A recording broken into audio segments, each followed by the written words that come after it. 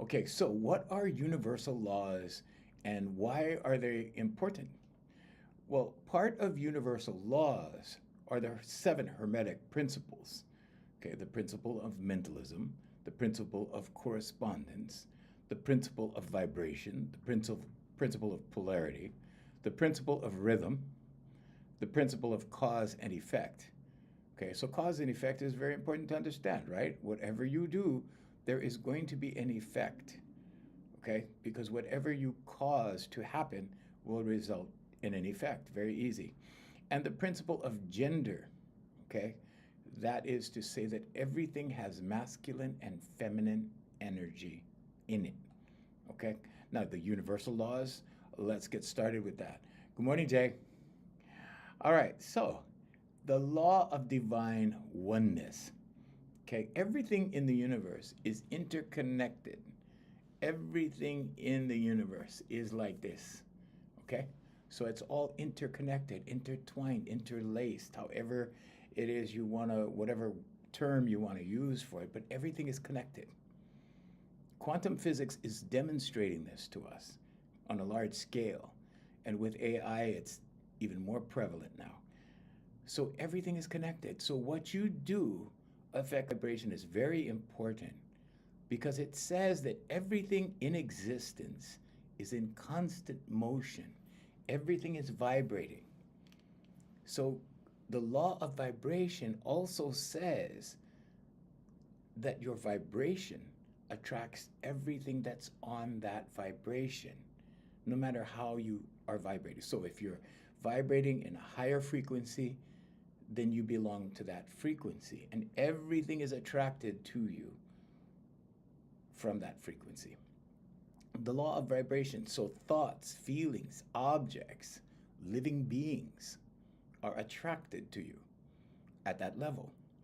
Now, if you're not on the same frequency, you're not going to attract, because like attracts like all day long. We've been taught that opposites attract. Back in the day, there was even a song that said opposites attract.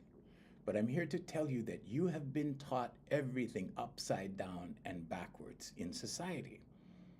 It's part of the conditioning. It's part of the mental conditioning that we all go through. And it's part of the mental conditioning that you need to break free from, okay, because the prison is here. So the law of vibration. Your personal vibration influences what you attract and how you interact with the world.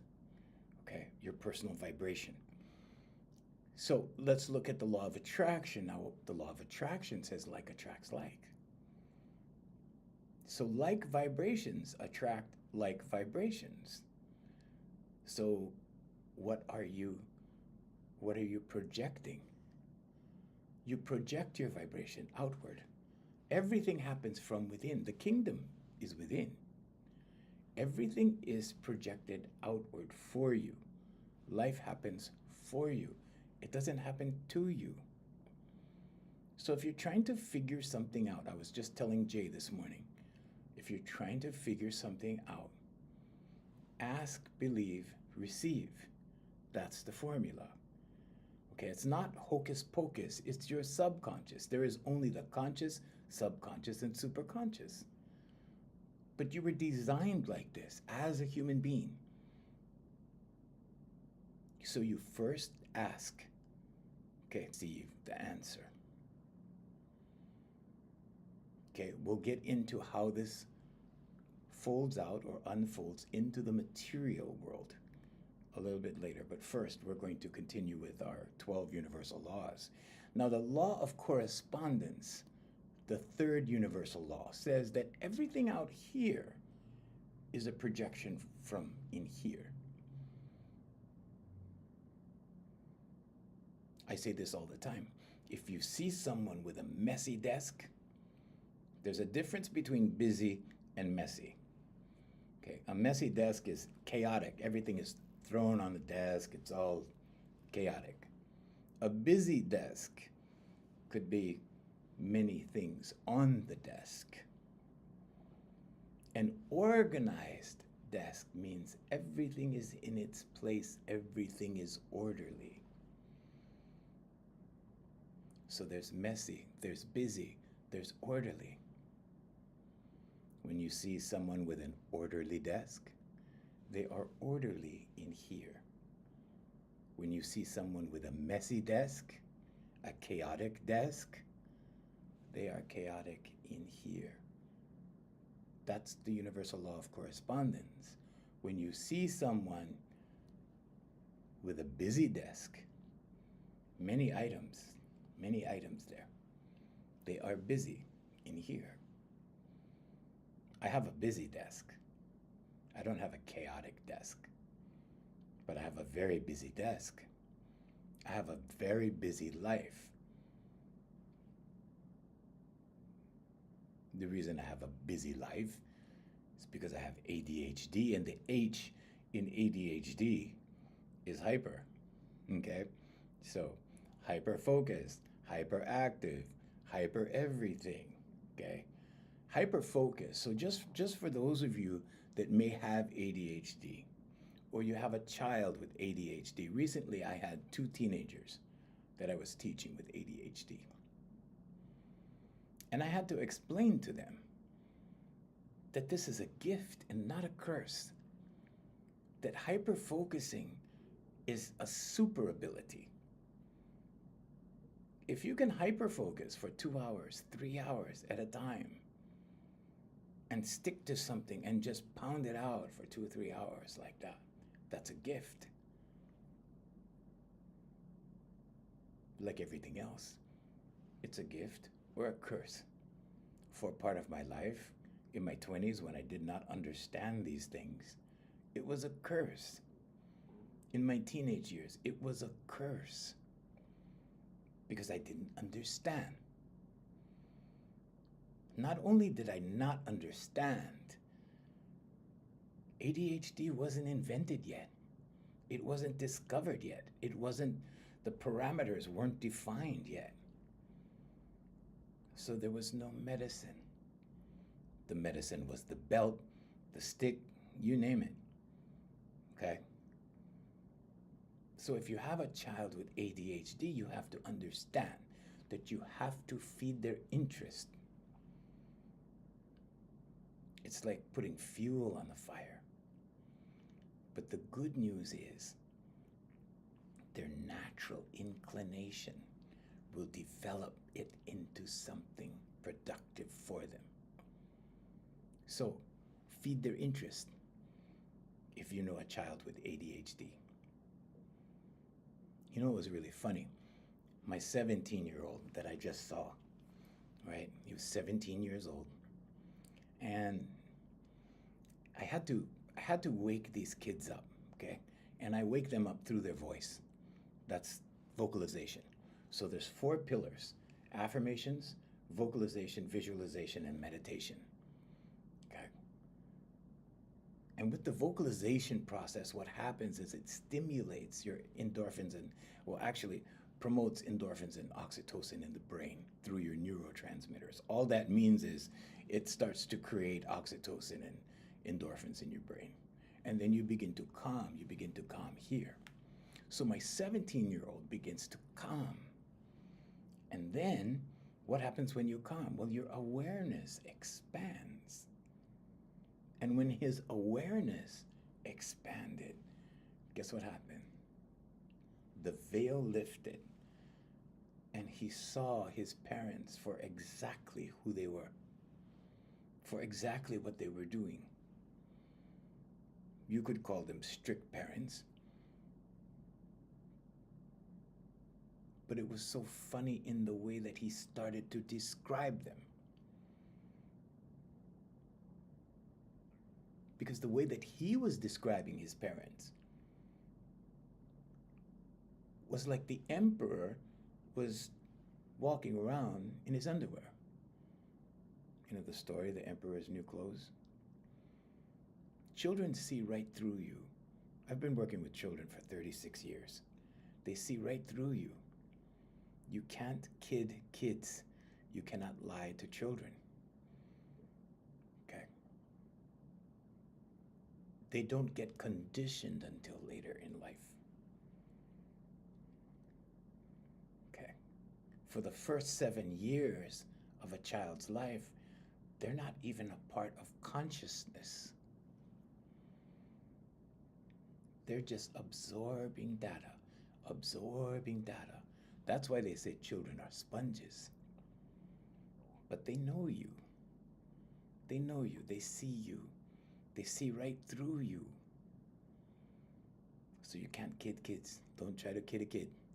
Doesn't work. But the funny part was, as soon as he started waking up, as soon as the social conditioning started disappearing and his awareness sharpened, he started saying things. And as soon as he started saying things, his parents were like, oh boy, okay, we can't have this anymore. But the main thing is that he's awake. And I'm not talking about the woke culture. I mean, awake. When the veil lifts and you see things for what they really are. So the law of attraction now, like attracts like. Everybody knows that. Everybody's heard that. The brand is the secret, but it's the law of attraction. Hi, Anna. Good morning. Thank you. Thank you, Anna. The law of attraction says that like attracts like. So if you're on a certain vibration, you're going to hang around with people on that vibration. And that's why they say, show me your 5 closest friends and I'll tell you who you are.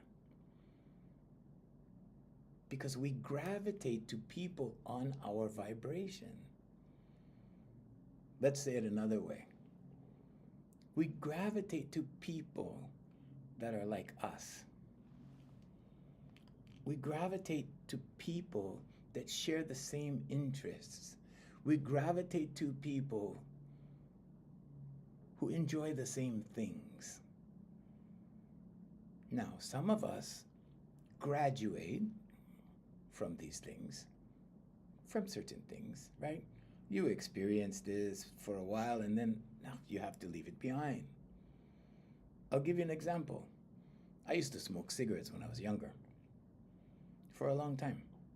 And then I had to make a choice. Like, things cannot coincide forever. One of them is going to win over the other. So I had to make a choice. So of course I chose singing. So some things that we experience in life, they're not necessarily right or wrong. It's not necessarily black or white. It's the experience. We were discussing dark and light energy the other day, right? And I said, when you move too far to the dark, something will happen that will start pushing you towards the light.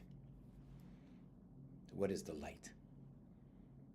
Well, at the highest degree of light is love.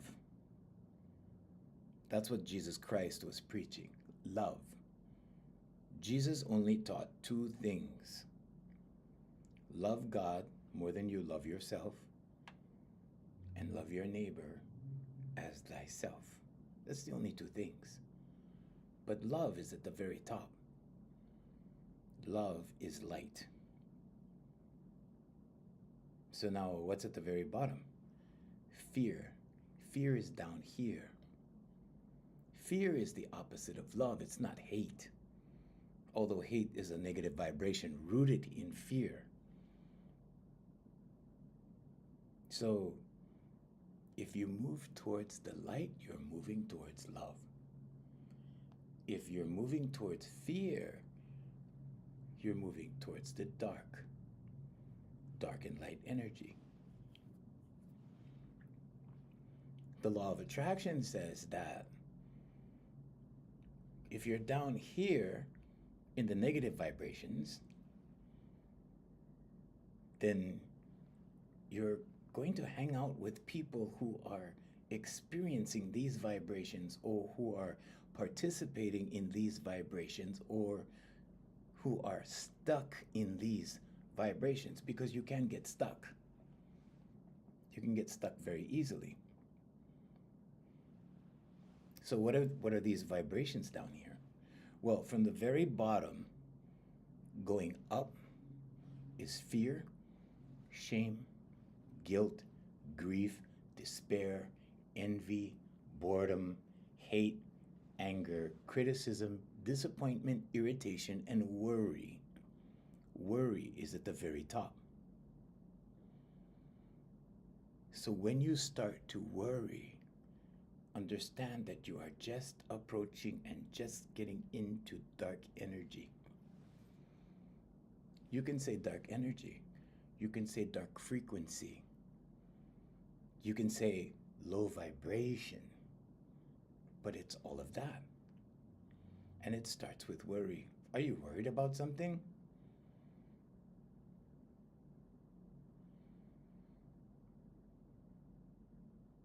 Be the observer. When you're the observer, it's like watching a movie. But it's your movie. It's your movie. How do you watch a movie in the theater? You sit there and you go, I wonder what's going to happen next. As you're watching the screen. If you're the observer, if you ask and believe in your asking, you will receive. As the observer, you don't engage. Okay, engage is to join. You don't engage, you observe. So we teach this. You observe the thought like a cloud or like smoke, if you want to put it that way. Like a cloud, and it's passing. And you don't engage with the thought, you allow the thought to pass. The emotion follows the thought. You don't participate in the emotion. You don't feel the emotion. You don't bond with the emotion. You don't join or engage with the emotion. You allow it to pass. And sometimes you feel that little tingle because you have electricity in you. You're like an electromagnet, so it's like, ooh, you know. You don't shake like that. I did that for a fact. But yeah, you feel a little tingle sometimes when you don't participate in it. When you embrace it, when you engage in it, now you feel the emotion. You see? You feel it now, right? Okay. So you allow it to pass. When you start to worry, take control of your mind. Say no, say stop, and refocus and reframe. Reframe, refocus, reframe, refocus, reframe, refocus. How do you do that? Well, reframing means that you're looking at the glass half full and the glass half empty, and you choose which one you want. If the glass is half empty, you need to pull it around to the glass half full. So let's say you're worried about money. Okay, I'm worried about money. The glass is half empty. I'm worried about money. I only have $100 and I need $300 to pay the phone bill. How would you reframe that? You would pull your mindset around and go, thank you for the $100 that I have. Thank you for that $100. Thank you, thank you, thank you, thank you, thank you. When you're grateful for something,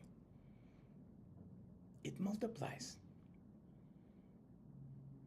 Instead of looking at what you don't have, look at what you do have. Be grateful for what you have. Because if you focus on what you don't have, on that glass half empty, the focus is on empty. When you are grateful for what you have, the focus is on have. There is only the conscious, subconscious, and superconscious. Now, the superconscious for some people is God, higher intelligence, infinite intelligence, the unseen, the universe, source. I'm not here to tell you what to believe.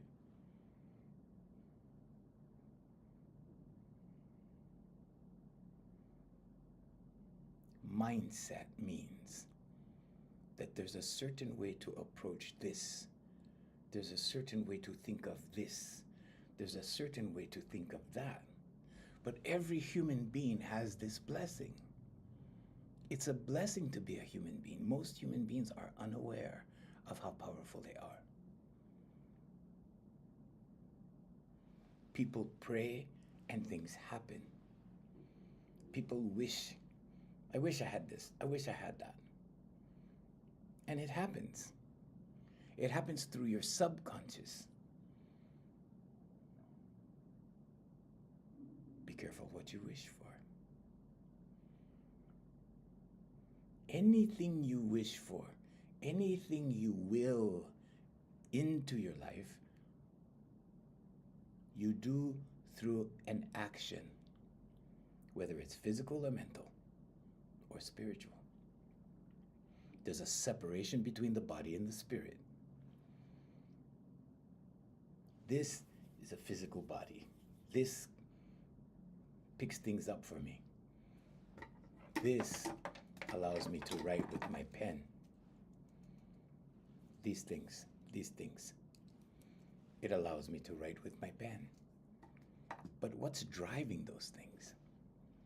It's the energy in here. Whatever you call this, you want to call this a spirit, you want to call this a soul, you want to call this energy, it's all of that. But this is the law of divine oneness. This is what we all have in common. I don't care what color your skin is. I don't care how many fingers you have, how many toes you have. If you have this energy, if you're watching me right now, that's what we have in common. And that goes back to a bigger energy. Is it light or is it dark? It's both. You decide. But like I said, when you go too far dark, guess what happens? It pushes you back towards the light. Sometimes people end up on the street and then they get pushed back to the light. They get their lives together. Sometimes not, sometimes they don't care. Sometimes it's organic, sometimes there's drugs involved, whatever the circumstances. Below the street, in dark energy, there's prison. After that, there's just one more step to dark energy, and that's the graveyard.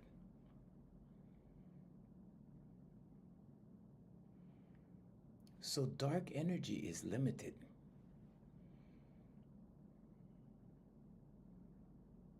Dark energy is rooted in fear. Dark energy is in everyone. Some call it the shadow self. Light, dark, good, bad, high frequency, low frequency. Now, on the high frequency side of things, is it limited? Good morning, Leo. Thank you. Thank you, Leo. On the high frequency, is it limited? No, it's not.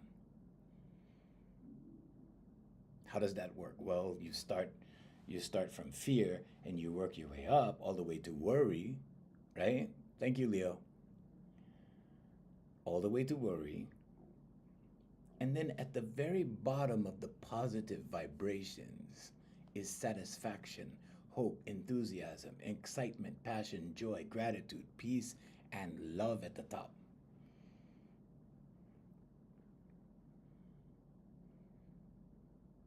There's no amount of limitation on love.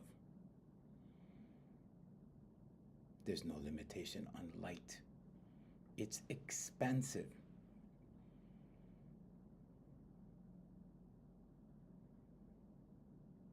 There's no limit to the amount of money you can make.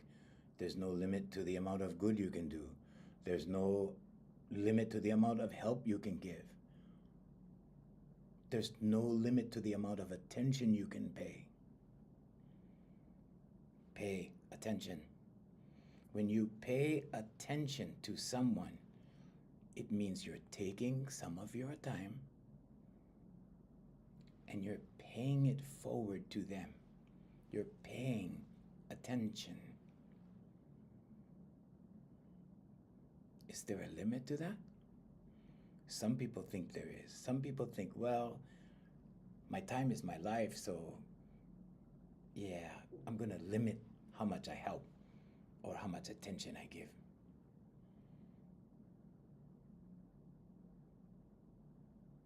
That's limited thinking. Now you're thinking in lack. It's a low frequency thought. If you don't have money, give your time. I can't tell you how much time I give on a weekly basis to others. It's part of my business model, and it's worked. It's worked for years and years and years. I was taught years ago by this guy who was actually one of my mentors, who taught me ventriloquism. And he used to do this toast at his show, and he used to hold up his glass, and he used to say, when you take of a person's time, you take of a person's life. Thank you for spending part of your life with me. And then they would cheers.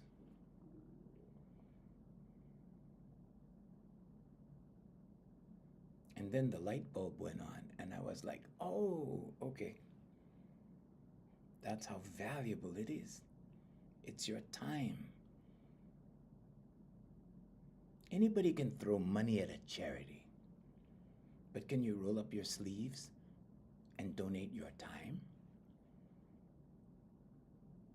I have many wealthy friends that just, it happens automatically. They get money deducted out of their checks, and it goes to charity. And they just go about making more money. Anybody can do that. But can you volunteer? Can you volunteer of your time to make society better? Can you volunteer of your time to make someone better? Can you volunteer of your time to show someone how things are done? Whatever's relative.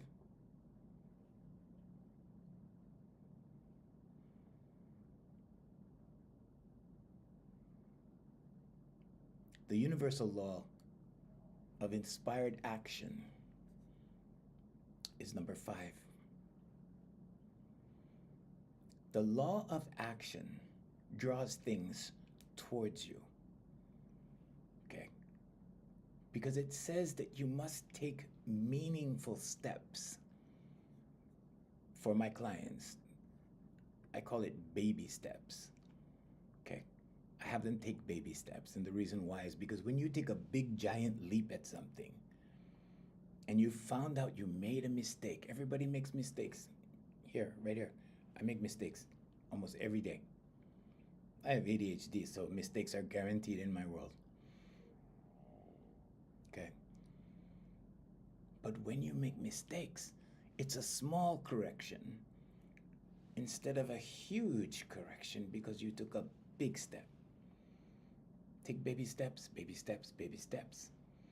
And when you do this, because the kingdom is within, because God lives in here, whatever you believe, I'm not here to tell you what to believe, but because the kingdom is in here, the doors begin to unfold, begin to unfold, begin to open, open, open. Your life path unfolds from within. Life doesn't happen to you like this.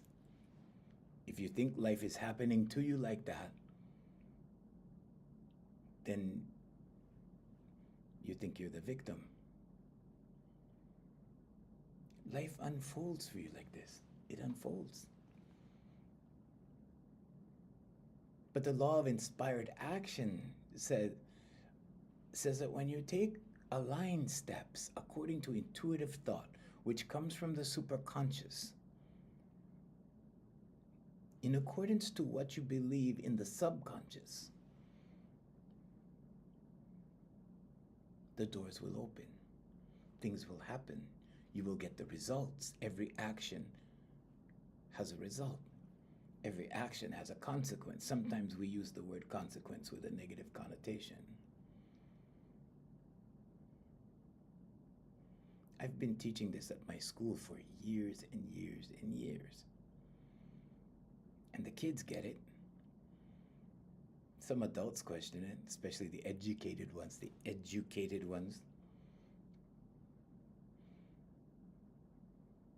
You see, when you are taught how to think about something, becoming spiritual is a challenge, because they will only think so far, and then they will go, okay, that's not logical.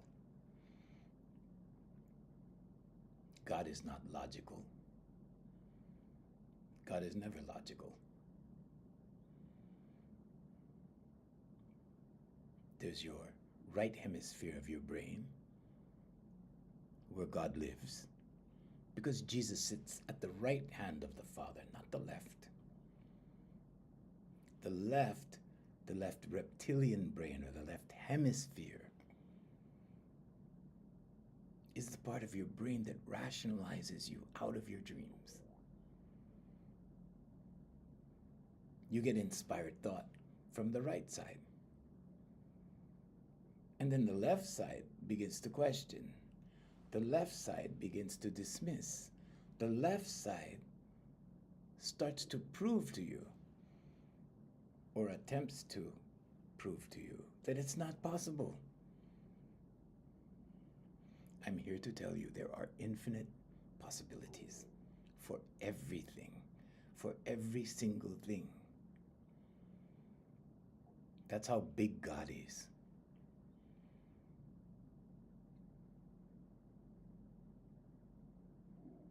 Light is expansive. God is light. It permeates and penetrates darkness. But we need the darkness to contrast the light. So when you take action, the doors begin to open. Inspired action, the law of inspired action, not forced action, not push, not push, work, push. No. Inspired action that comes from the superconscious, that comes from the right brain. So many people are conditioned into logic that they cannot embrace the creativity. They cannot embrace the messages that they get. I'll give you an example. I use the same example all the time. You're driving down the street. You get the feeling to turn right. But your logic brain, the left hemisphere, says, no, you have free will, right? So you dismiss that. You dismiss the intuitive thought, and you go, I'll go to the next light. And you go to the next light, and what happens? You get stuck in a traffic jam, and what do you say? I knew I should have turned over there. Because you did know. You did know. You were correct the first time, but you dismissed it with your logic.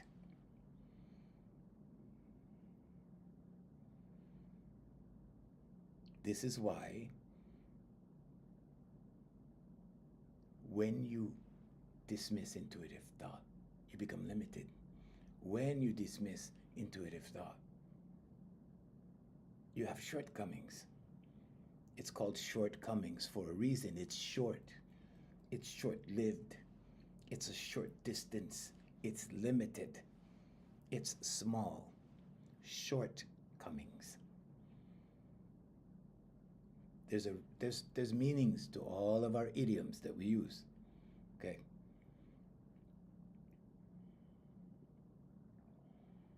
You have to act on your intuition and inspiration. Humans don't need handouts. Poor people do not need handouts.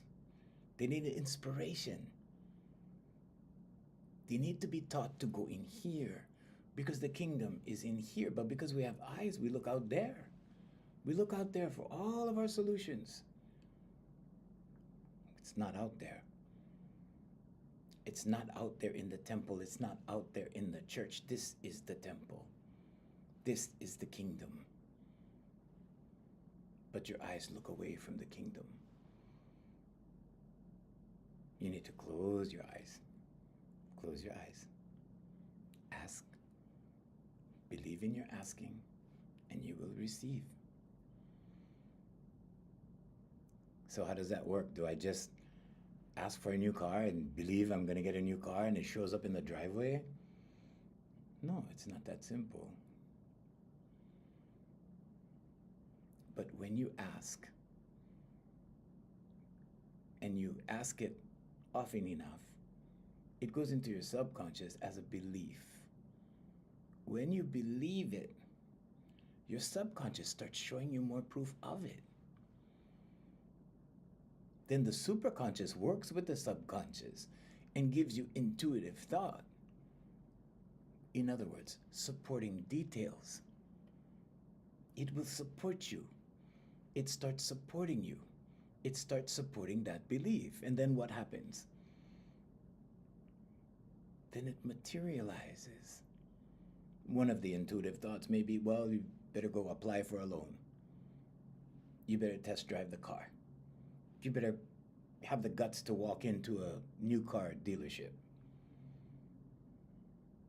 If you're suffering from limited thinking, you're not going to go near the new car dealership.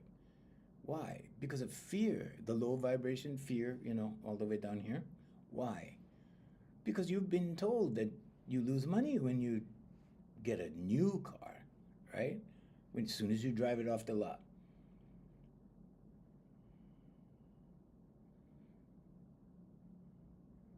Are you afraid of losing money? That's fear. You see? Now you become limited. Now the shortcoming. Universal law, number 6, the law of perpetual transmutation of energy. Transmutation of energy. So, your energy does not get extinguished. Your energy cannot be eliminated. This in here is eternal. You are all pieces of God. You are all part of God. Let's say it another way. You are all smaller units of energy, of a bigger energy, of a greater energy. Transmutation, how do you define that? Energy can be taken from one form and turned into another form. Transmutation. You could take negative energy and turn it into positive energy. You could take dark energy and turn it into light energy.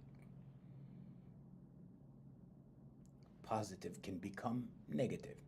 Negative can become positive. Energy is constantly moving. It's not static.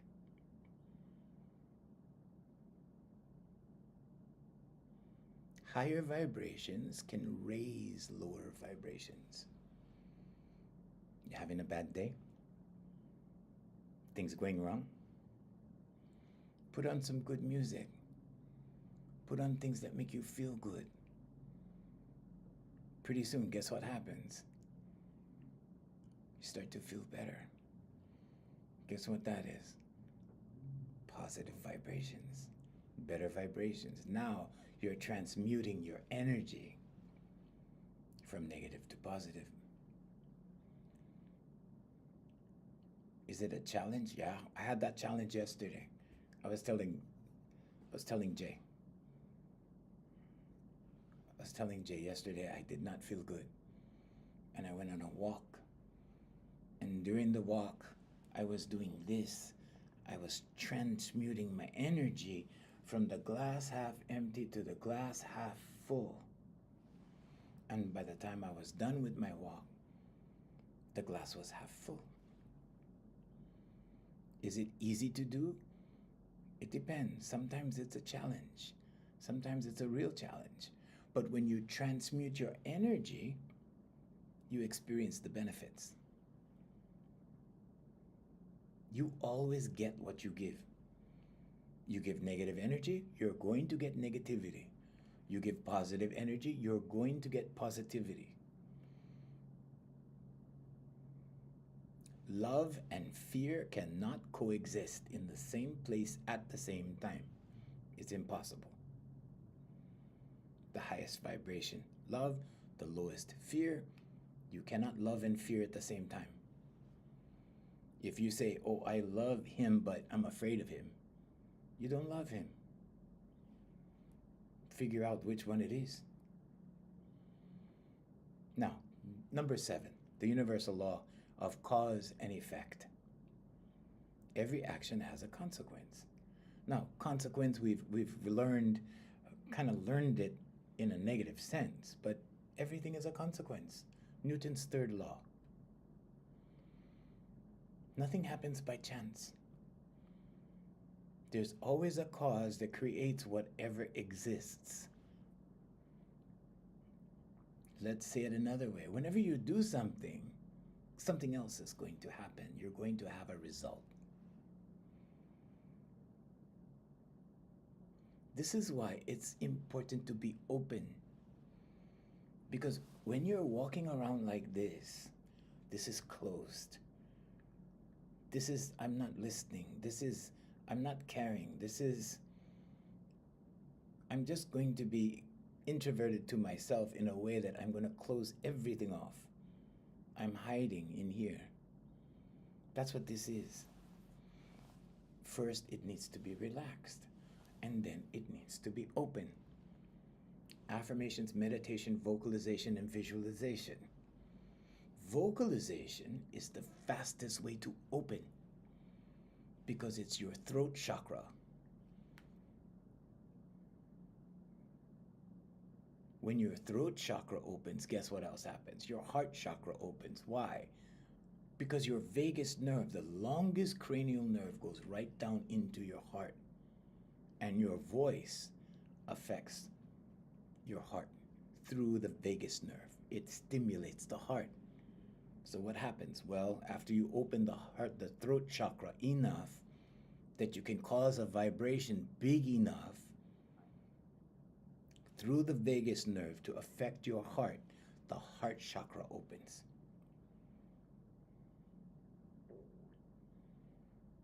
That's a cause and effect right there. But you have to open. This is receptive. If you can be open, you can receive.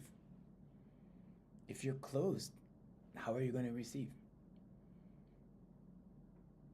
You have to be like this, not like this. Universal law number 8, the law of compensation. You are compensated in proportion to the energy you give. The energy, the service, the effort. Saint Catherine of Siena said that. You will be rewarded in accordance with your giving.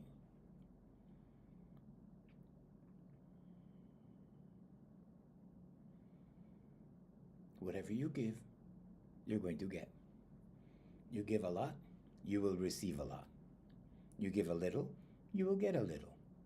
You don't give anything, good luck. We all give. Everyone gives. Energetically, when you look at things energetically, in terms of energy, life gets easier to understand. The energy in here. This is just a body. That's all this is. It's just a body. You need to keep it in good condition so it can serve you. But you live in here. This is you in here. You're not your body. You're not your name. You're the energy that lives in here. Now, when you look at everything as energy, you'll see how all these energies interact. If you look at the bigger picture, you'll see how synchronicities happen and how there are no coincidences. Because either you're living a random life and it's just like this, like a boat going in the water like this. It's out of control. There's no rudder on the boat. It's like this. Or things have purpose. Things have meaning. There's a greater energy than you. And now the boat is going straight. Where you want it to go, you can go here, you can go here, you can go there, you can go there. But now you have direction. Now you have purpose. Now you have cause.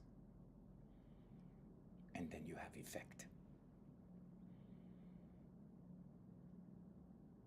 The law of compensation just says that you give what you get. You get what you give. You get what you give and you give what you get.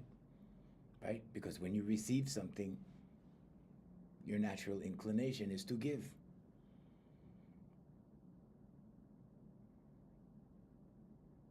If you're used to receiving, right? A lot of people don't receive well.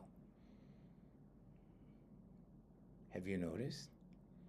Like when you give somebody money, they go, oh, no, what's that for? What's that for? They're not good at receiving.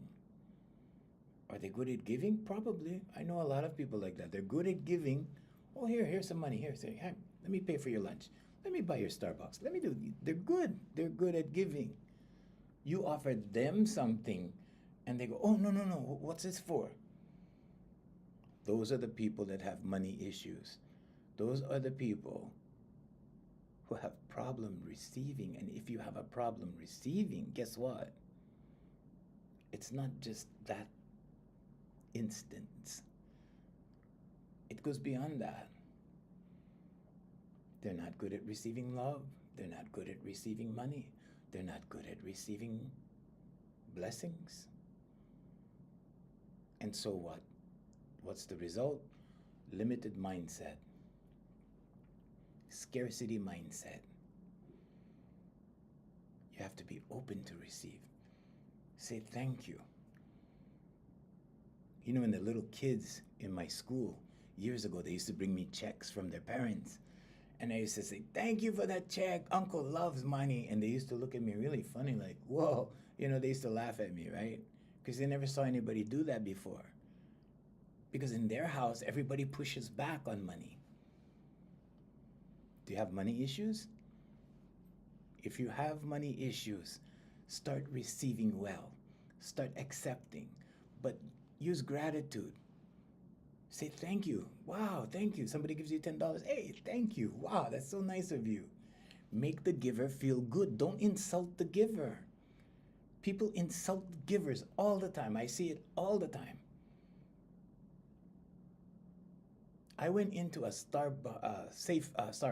I went into a Subway one day, and there was this radio announcer guy, and he's older than me. And I looked up to him because I listened to him on the radio when I was younger, and then I ended up in the same industry. And he was in the Subway, and I wanted to buy him lunch. I wanted to just do something for him because I looked, you know, he was like one of my heroes, one of the guys that I enjoyed on the radio. And he was in there, and I went up when it was his turn. He was ahead of me in line, and I kind of went around the other person, and I said, here, I got that. And I gave the Subway person my card. And you know what he said? He goes, hey, I have a job. What? He goes, I don't need that. I have a job.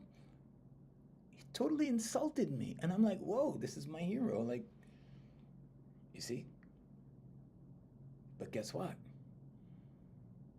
Till today, he has a problem with money.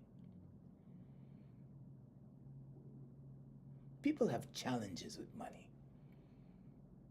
It's not like you're going to be good at money right away and then all the money's going to fill up in your bank. That's not how it works. God doesn't work like that.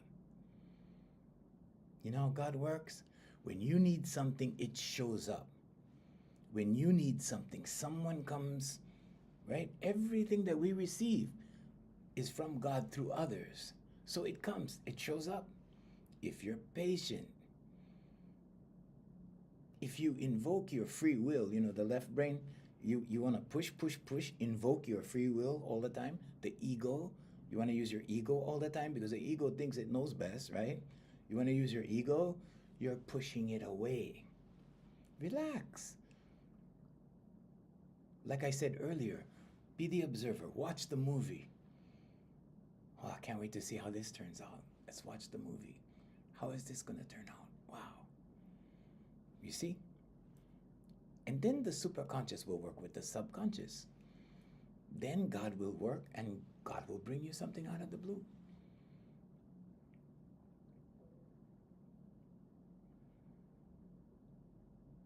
And you know what? That guy never even said thank you. He never even said thank you. He just said, I have a job. I have money. And I was like, I have a job too. I didn't say that. I was thinking like how ungrateful. No wonder his life is like it is. I just wanted to do something nice for somebody that made me laugh, for somebody that I enjoyed when I was young, before I got into radio, you know? And it was a major disappointment to me. But I understand. A lot of people have money hang-ups.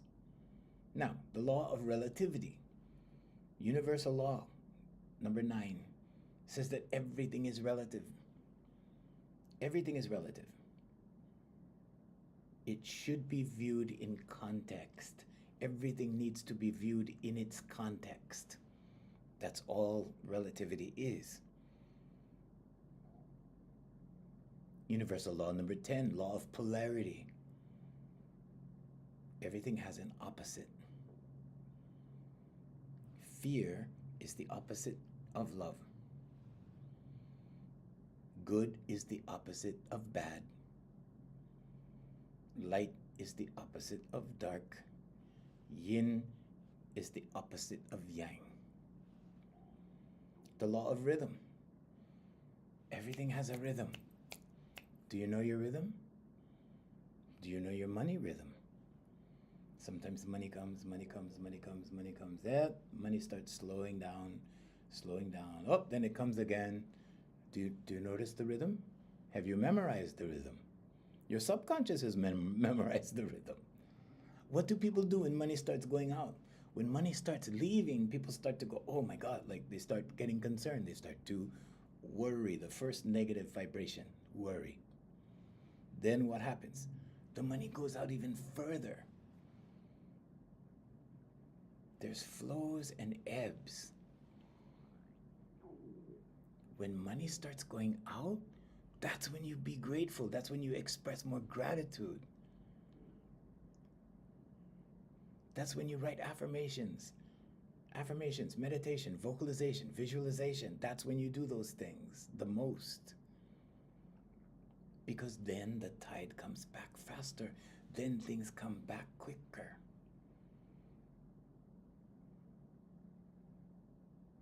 And then the law of gender. It refers to the balance of masculine and feminine energy. It has nothing to do with the political stuff that's going on in the world today. Masculine energy tends to be about action and logic. Feminine energy about intuition and nurturing. And both are necessary for creation and harmony. Balance. I can tell you that in relationships, when you have a very masculine male, you have a very feminine female. When you have a masculine female, you tend to have a very feminine male. And I don't mean that, I don't mean it in the in a derogatory sense. One of them will be stronger than the other, the law of polarity. If you have a dominant woman, you will have a submissive man. Okay? If you have a dominant male, you will have a submissive woman. But this is not a relationship life. And those are the 12 laws, the 12 universal laws. You can rewatch the lives. I pinned them to the top of my page. I can't mention all of our streaming outlets because we have 7 of them, and some of the. Thank you, Anna. Thank you very much, Anna. Hi, Aura. Balance. Yes, balance. I can't mention because the algorithms will push us off and limit us here and there. So, but anyway, it's Jay is giving me the hand. It's going time to say goodbye. Okay, thank you, Jay.